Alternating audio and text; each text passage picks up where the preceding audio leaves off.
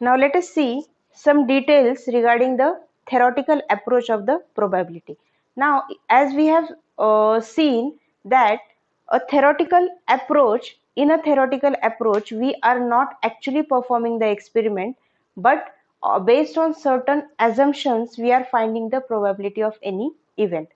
And the relation between the empirical or the experimental approach and the theoretical approach is, as and when the number of trials are increasing or the number of experiments are increasing, the empirical probability value will be approaching the theoretical probability value. So now why do we have to go for theoretical approach? Why can't we just rely on the experimental approach for finding the probability?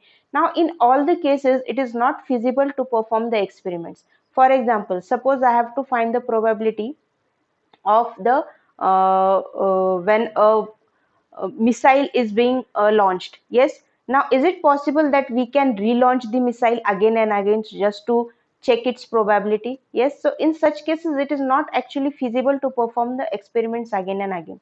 So, for that examples or in such cases, we will be relying on the theoretical probability, and the basic assumption which is being considered under the theoretical probability is that there are equal chances or equal likely chances of occurrence of all the outcomes of the respective event.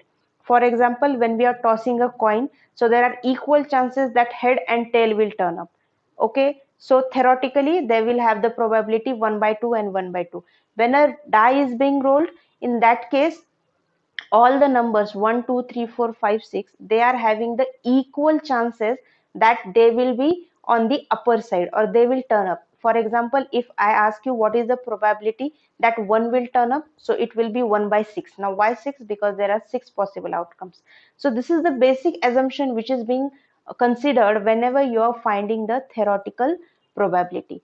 So the basic difference is, in an experimental approach, we are actually performing the experiment, we are noting down the outcomes, and then by respective events, we are finding its probability. Whereas in theoretical approach, we are assuming that all the outcomes are having the equal chances, and hence we are going to find their respective probabilities. Okay, and why we are going for, whenever there are cases in which we are not it is not feasible to perform the experiments, in that case we are going for the theoretical approach. Okay, now there are certain uh, terms which we will be looking at. The first one is elementary event. Now what is meant by elementary event? Yes, an elementary event is an event which has only one outcome, only one. So numerically it is having only one outcome. For example, again, if I am tossing a coin, what is the uh, outcome for a head? Yes, how many times head will turn up? When I am tossing only one single coin, it will turn up only once. Whereas similarly, when I am tossing a tail, how many times tail will turn up? So again, that is also one. So such kind of events which has only one outcome are called as elementary events. Yes, so in this case, the event where head turns up and event where tail turns up, they are the elementary events. One more example, suppose there is a bag in which there is one red, one green and one yellow ball. So red, green and yellow. Now if I ask you what is the probability or the event wherein if I pick a ball from that bag and it is of red color, so what will be the probability? It will be 1 by 3 because there are 3 balls. Similarly for green also and yellow also. Now as you can see, the numerator which shows what are the favorable outcomes for that event, for red it is 1, for green it is also 1 and for yellow it is also 1. Again they are having only one outcome for that respective event.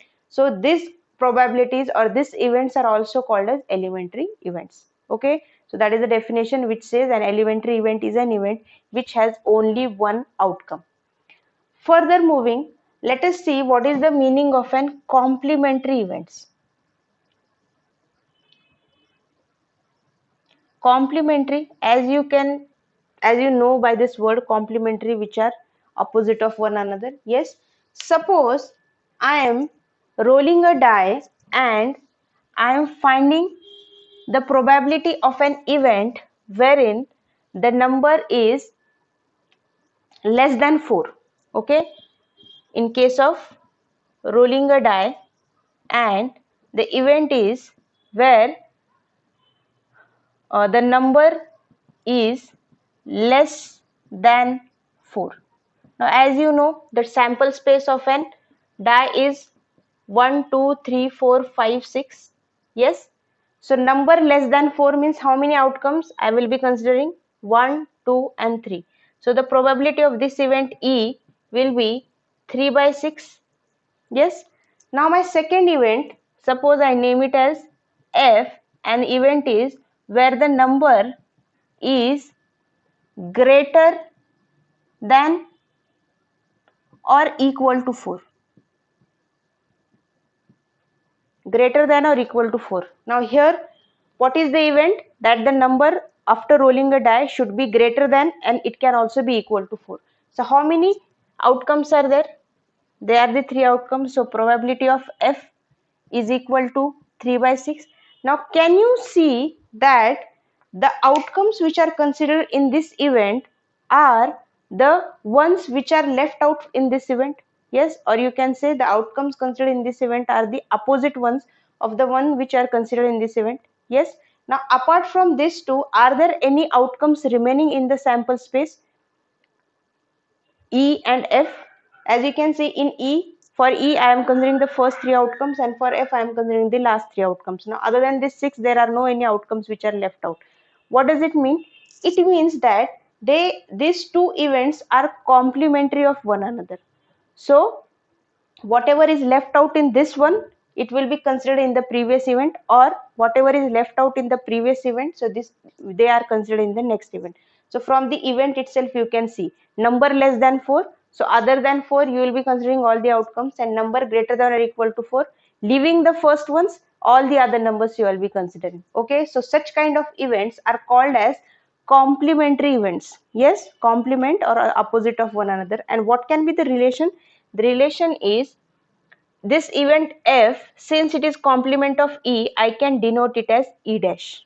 Yes, just now I have told you that whatever are the outcomes considered here, whereas whatever the outcomes are considered here, if you add them, you will be getting the total sample space. So there are no any outcomes outside this. So probability of E plus probability of F, which is denoted by E dash, is equal to 1. Yes, half of them are considered here, half of them are considered, and if you take them together, that will be your complete sample space, and hence their addition will be 1. And if you have to find it in terms of a formula, for example, if they give you the probability of one event and they ask you what is the probability of its complement, so what can I do? I can just shift this to other side, which tells me the probability of event E is 1 minus probability of E dash, where E and E dash are complements of one another. Okay, so why is it coming, the addition coming to 1? Because other than the outcomes present in these two events, there are no any outcomes which are left out in the sample space. So such events are called as complement of one another, and if you know the probability of one event, you can definitely find the probability of another event by subtracting it from 1. Okay, further we have seen the sure event and impossible event. A sure event which will definitely occur and its probability is 1, whereas the impossible event is an event where the event will never occur, and hence its probability is 0. Okay, so now let us see the next type, which is the geometrical probability. Now what is meant by geometrical probability? Suppose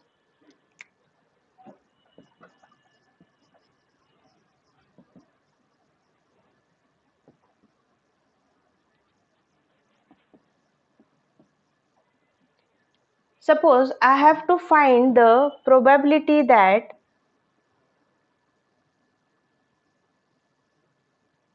the certain point is falling, or the certain point is present inside a region. Meaning, suppose I have to find the probability of this point which is lying inside the circle. Now, as you know, for theoretical probability also the formula remains same, that is the probability is the favorable outcome divided by total number of outcomes. Now, I want or I can consider all the points which are falling inside this circle as my favorable outcomes, because that is what the event is. The event says that the point is falling inside the circle. Okay, so now here, as you can see, how many such favorable outcomes are there? There are infinite such favorable outcomes. So then how can you find the probability of such an event? Okay, so in this case we are going to find the probability by geometric method. Now how is it how we are going to calculate it? Yes, it says that probability of any event. Now when are we going to use this? When we know that the number of favorable outcomes are infinite or the sample space is also infinite. So in that case we are going to find the probability of by this method, which says the probability of an event wherein the sample space or the number of favorable outcomes is infinite is given by measure of specific region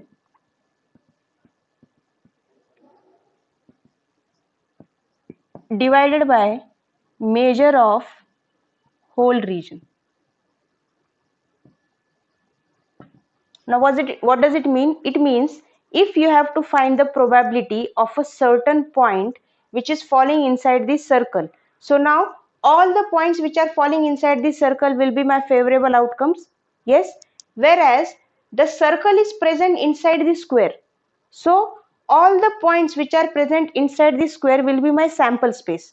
So from that total sample space, I have to consider only the points which are falling inside the circle. So my numerator will be measure of this specific region. Now here, which is my specific region?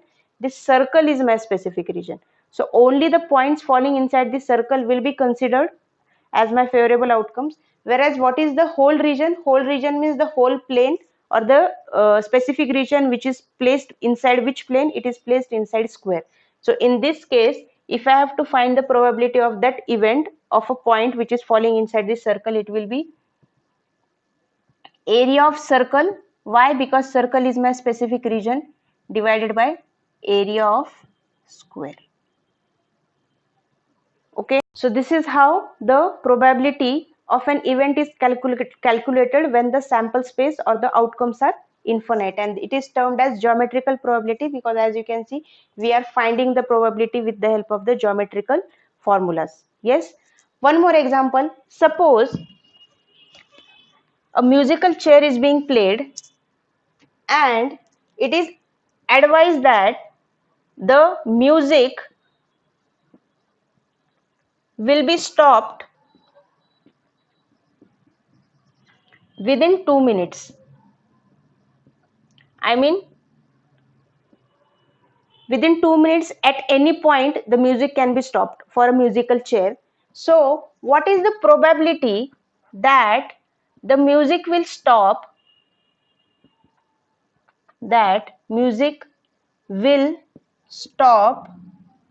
in first half minute?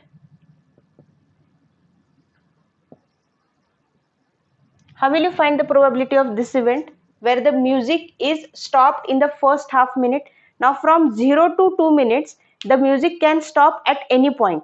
Within 2 minutes means what? The music can stop at any 2 points, but we have to find the probability that the music is being stopped within the half minute. So if I try to represent it on a line, suppose this is my 0 and this is my 2. So from 0 to 2, the music can stop at any time, isn't it? But what is the probability that the music is being stopped in the first half minute? Again, if I name this points, so the probability of this event will be geometrically, again you can see there are infinite points between this 0 to half, and similarly there are infinite points from 0 to 2 also. So what we are going to do, how we are going to find the probability? Again we will be finding the measure of specific region. So here, which is my specific region which will come at the numerator? From 0 to half. So geometrically I will name it as length OQ. So whatever is the length of this OQ, so that will be my numerator, because all the points in that length will be my favorable outcomes, whereas it will be divided by the sample space. So as you know, all the points from 0 to P can be considered as my sample space. So here at the denominator it will be my length OP. So probability of such an event where the music will stop within the first half minute will be length OQ, that is the length from 0 to half, whereas length OP, that is the length from 0 to 2 minutes. So by this way we can find the probabilities when the sample space are infinite.